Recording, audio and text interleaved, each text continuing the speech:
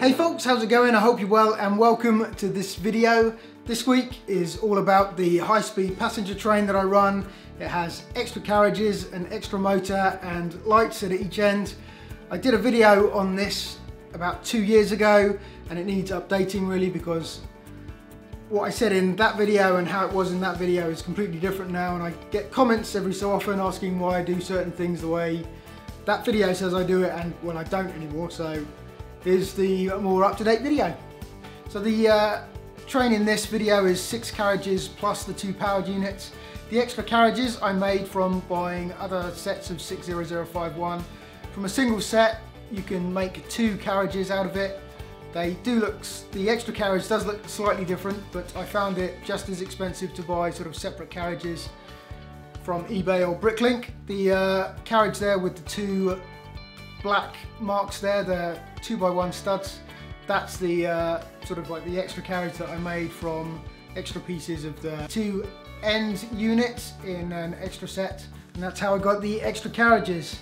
Now you can see I've also had to move the pantograph and I've moved the IR receiver as well. Compare that with the original version, the pantograph is at the front and the IR receiver at the front.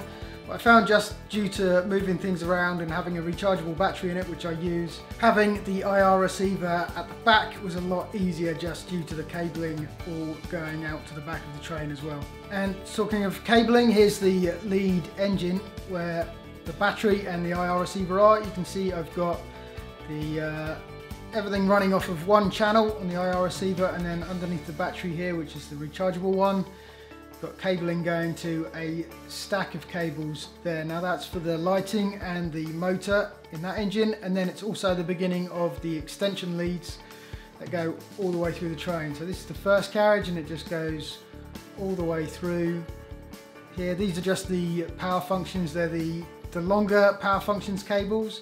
All I've done is remove the windows from the carriages in between each carriage, and that means that the cable will just run nice and smoothly all the way through from carriage to carriage.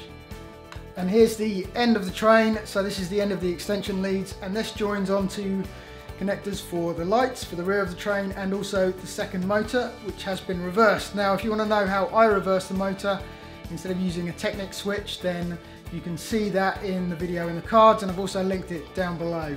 As you can see, there are lights at the front of the train and also lights at the back of the train. Those are just got little red studs on top of them just to make them a different colour so it looks like the back. So there you go, that's the information about the high-speed passenger train I run with the extra carriages. The extra motor, of course, at the back is pointing the opposite direction of the one in the front, so that's why it needs to be reversed. Otherwise it would be pushing when it needs to be pulling, or pulling when it needs to be pushing. That would be no good at all. If you've enjoyed this video, then give it the thumbs up, and if you haven't already, then click subscribe. And there's more footage of the train running at the end of this video, and yeah, I'll see you in the next one.